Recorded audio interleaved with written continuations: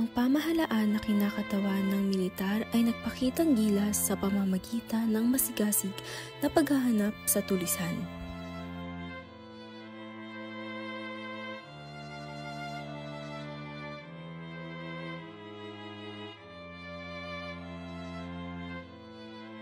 Nagsiikot sa buong bayan at humuli ng mga taong nakurusunodahan. Itinali ang mga minalas na napagbintangan at ipinarada sa plaza. Nang lumaganap ang balita tungkol sa nangyari kay Cabezang Tales, ang iba ay nahabag at ang iba naman ay nagkibing balikat lamang at kasama doon si Padre Clemente, ang tagapangasiwa ng mga praile.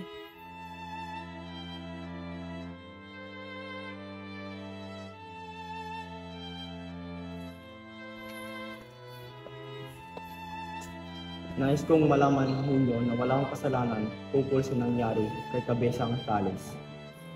Ginawa ko lamang ang aking tungkulin na sumunod sa batas. Isa pa, nararapat lamang ang mga parusang iyon sa mga taong hindi marunong sumunod sa utos ng pamahalaan.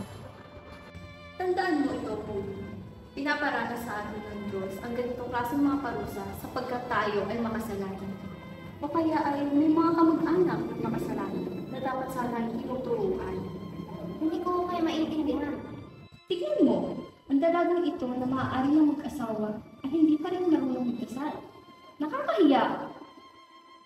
O siya, matapos mong gawin lahat ng mga inuutos ng trabaho, magmemorya ka ng mga dasal na makasasagip sa iyong kaluluwa. Masusunod po, Hermana.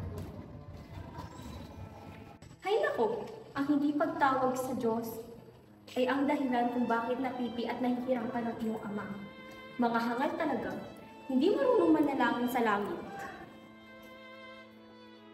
Amiga, ligid ba sa iyong kaalaman na lumuwas si Basilio papuntang Maynila at ano naman ang kanyang dahilan?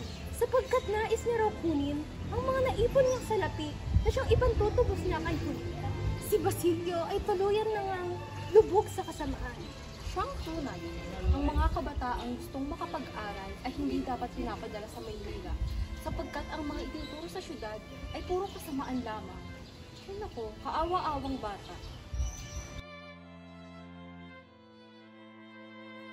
Nang makabalik si Cabezang Tales sa kanyang bukirin, halo-halong emosyon ang kanyang naramdaman. Iba na ang namamahal sa aking pinaghirapan. Hindi makapagsalita ang ako. Si Huli ay nanginilbihan na sa iba. May 3 araw na lang ako pang isa at makakasipay.